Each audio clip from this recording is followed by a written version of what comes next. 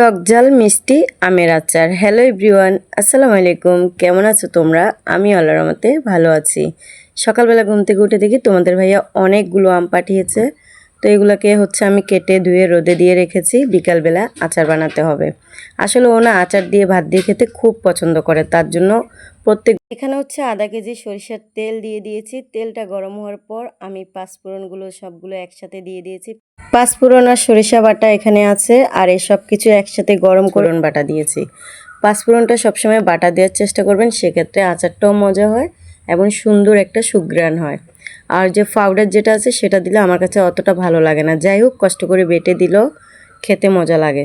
তারপরে এই সব কিছু আমি এখানে দিয়ে দিলাম, দিয়ে ভালো করে লাড়িয়ে চাড়িয়ে নিচ্ছি। এখানে অনেকগুলো মানে প্রায় 6-7টার মতো রসুন আমি থেতো করে দিয়েছি। রসুনটা বেশি দিলে আমার কাছে অনেক বেশি ভালো লাগে। তারপর বেশি করে রসুন দিয়ে আবারও ভালো করে লাড়াচাড়া করে নিচ্ছি। আসলে আমার একটু প্রবলেম হচ্ছে ভয়েস দিতে, আমার গলায় প্রচুর ঠান্ডা লাগছে। তারপর এখানে আধা কেজি চিনি, 1 কেজির মতো চিনি দিয়েছি। আধা কেজি না, সরি 1 কেজি চিনি দিয়েছি। আম ছিল 10 কেজি, কিন্তু আমগুলো ছিল পোকায়।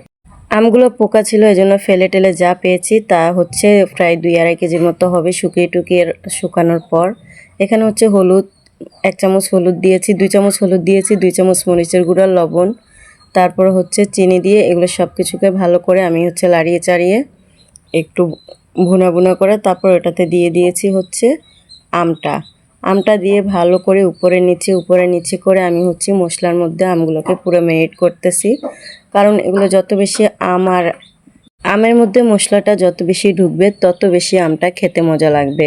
এভাবে অনেকক্ষণ ধরে অনবরত লাড়িয়ে চাড়িয়ে আমি এগুলোকে এবারে এই যে দেখেন কালারটা চলে আসছে, কি সুন্দর কালার। বিশ্বাস করেন গাইস, যেহেতু আমার মোবাইলের ক্যামেরাটা কেমন জানি ছাড়ার পর ভিডিওটা একটু গোলাটে হয়ে যায়, কিন্তু সামনাসামনি এতটা সুন্দর হয়েছে, আশেপাশে সবাই সুঘ্রাণে পাগল হয়ে গেছে। যাই হোক, এই যে দেখেন কি সুন্দর কালার, তাই না? মাশাল্লাহ, আমার হাতে আচারটা সবাই পছন্দ করে। এই পর্যায়ে আমি কিছুটা শুকনো মরিচ দিয়ে দিচ্ছি। আমি আচার বানালে সবাই বলে আচারটা অনেক বেশি মজা হয়। তারপর এখানে কিছুটা ভিনেগার দিয়ে দিচ্ছি।